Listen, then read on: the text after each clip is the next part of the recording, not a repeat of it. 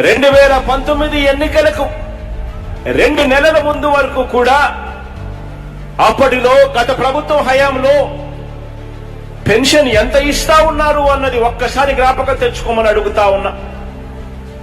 ఎంత ఇస్తా ఉన్నారు అనంటే కేవలం 1000 రూపాయలు మాత్రమే ఇస్తా ఉన్నా.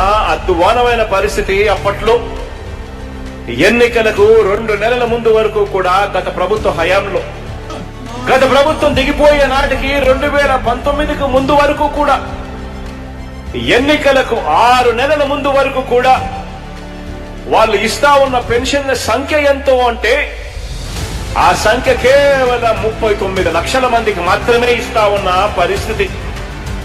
మరి ఈ రోజు మీ బిడ్డ ప్రభుత్వం అధికారంలోకి వచ్చిన తర్వాత, మనందరి ప్రభుత్వం అధికారంలోకి వచ్చిన తర్వాత ఈ రోజు పెన్షన్ల సంఖ్య అక్షరాల